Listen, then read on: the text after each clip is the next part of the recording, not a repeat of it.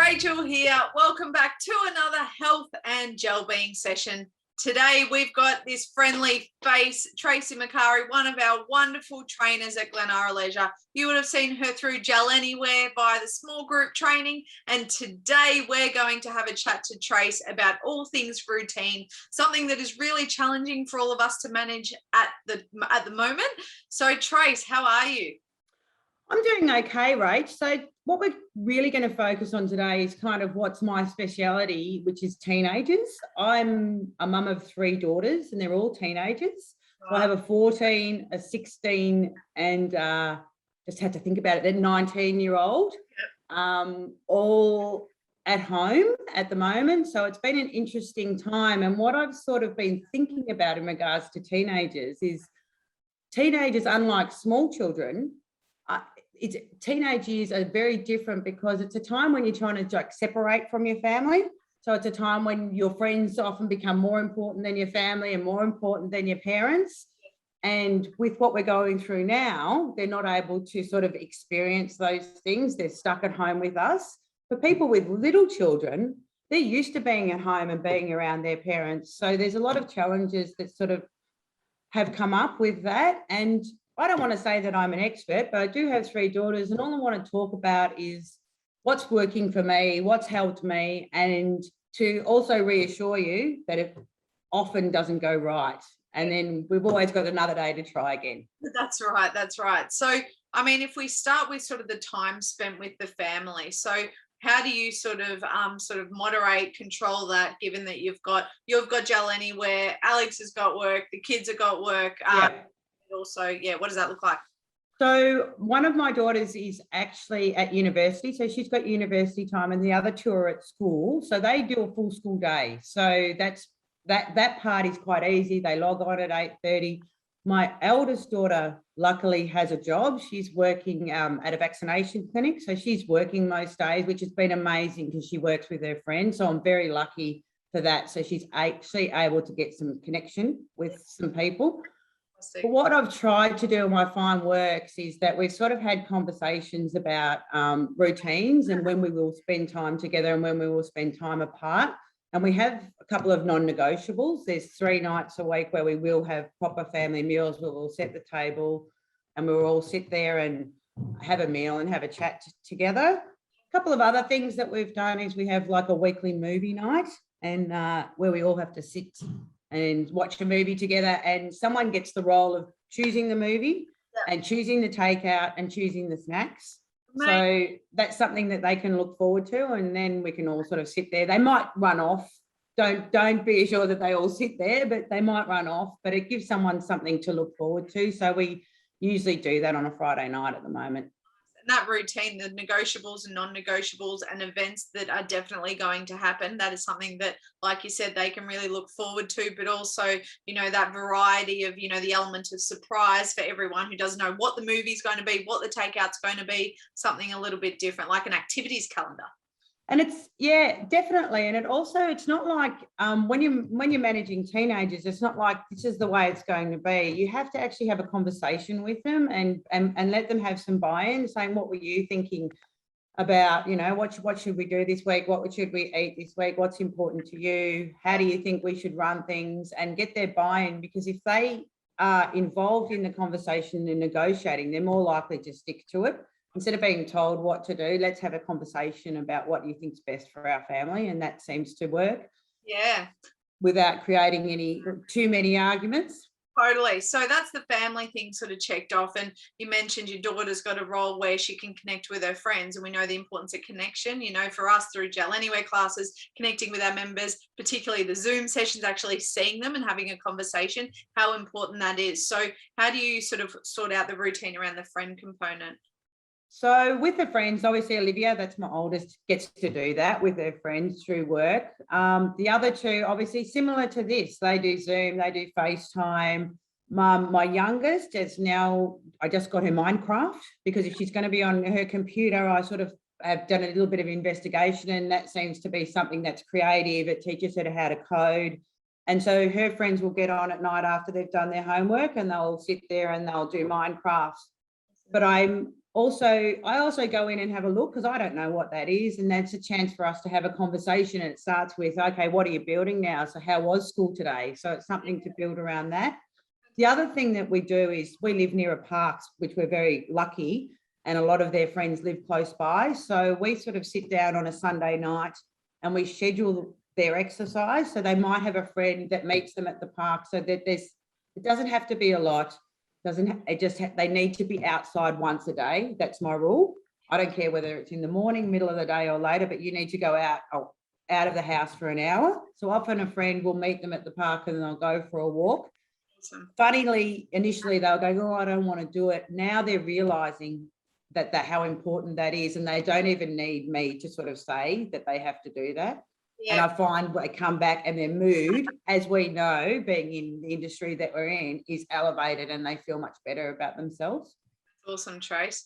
And then the chores component. So obviously, with the environment that we're living in, there's a lot of discipline that needs to be involved, and with that, the importance of chores for children and teenagers to recognize that you need to work hard and you do need to do the things that need to be done.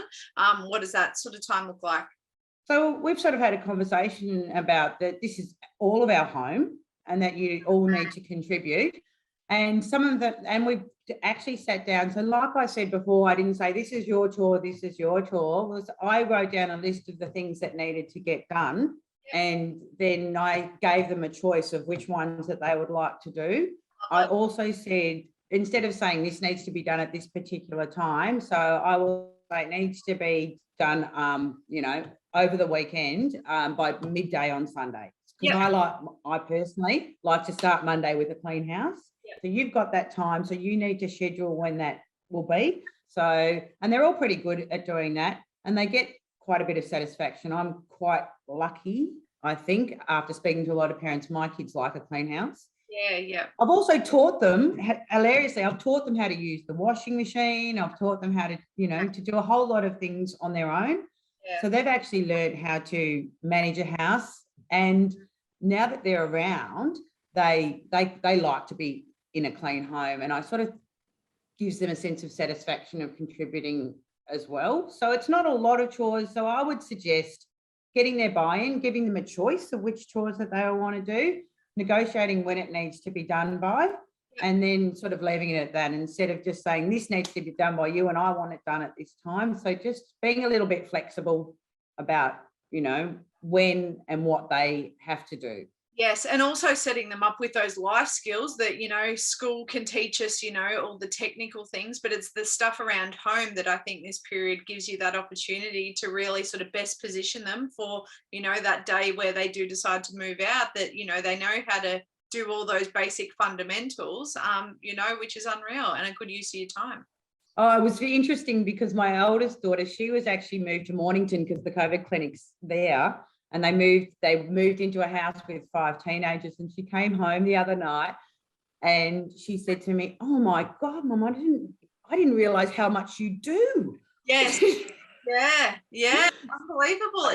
She goes, oh my gosh, and I had to pay for my own groceries, and I'm like, gosh, I had to pay for this, and then I had to clean this, and you come downstairs and everything's dirty. Yeah. It's not a magic bench. Oh. So fun, okay? And then so that's a really good learning experience for her, and she came home and she was so grateful for everything that that we do as parents. So that was a really funny one.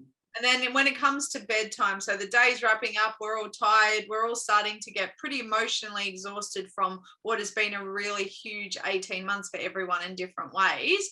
What does that sort of look like? And so as with teenagers, unlike little kids, so I think it'll be a lot of parents' experience that teenagers actually stay up quite late, because that's the way their body clocks work and they like to sleep in.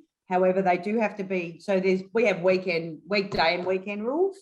So during the week, they need to be in bed by 10:30, 11, and that's often after me. But they have sort of worked out a couple of times they've stayed up later and they've found the next day really hard for school. So they've worked out. So they do put themselves to bed now because they know they're not prepared. And then on the weekends, it's pretty much free for all. we need to be relaxed. We need to be flexible. We need them to have a good time. If they want to stay up playing Minecraft till midnight with their friends and eating snacks and having a chat, that's okay with me, and then they can have a sleep in. But during the week, I'll sort of say no later than 11. Yep. And then that sort of seems to work. And I sort of had to press that a little bit because it was like, oh, this is so exciting last year when that was happening. Yes. And then I had to sort of make sure that they were doing that. Now they seem to be able to do that routinely so that they're not exhausted when they have to do the day, because it's still a full day of school. They do every single subject. It's 8:30 till 3. And Sophia's in year 11, so it's pretty serious, and she's doing a couple of VCE subjects as well. So she really needs to get her sleep. And I think after they've sort of challenged that a bit, they realise, oh, Mum was right, of course. Of course, always right. Mum's the word. No, good stuff, Trace. And I think, there's a lot of sort of key take homes there. Are there any other messages you'd like to shout out to the community through this time with regards to routine and managing teenagers? We've got another sort of topic we're going to follow up with. Yep. Sort of about talking to teenagers and the language in which we speak and that sort of thing. But yeah, anything else on the subject of routines? Well, just being flexible. I mean, this is something, and I know we've said this so many times, it's unprecedented. We've never been through this before, but having just like a general structure seems to work because it makes them feel safe, that they know that structure's there. They know where I am. And also just letting the kids know what you've got on and what your responsibilities are. So, for example, I'll say I'm working from this time, I'm teaching from this time, this is when I'm not available, and this is when I am available to you, so that they know that they can come to you in those times. And just be kind to yourself. But, a general structure seems to work best for the whole family, so people aren't getting too frustrated with each other. Right, awesome. Thank you very much for your time today, Tracy. And team, if you've got any questions for Trace, please don't hesitate to comment below or message us directly. In addition to that, I'll also refer to a clip that we did with Kathy, the psychologist. She speaks about being a good enough parent. I think that links in really nicely with this particular topic. It is a really hard time. We have high expectations of ourselves, but right now it's about supporting our family and each other to get through it. So thank you very much for your time today, Trace and team. Have a good day. We'll see you soon.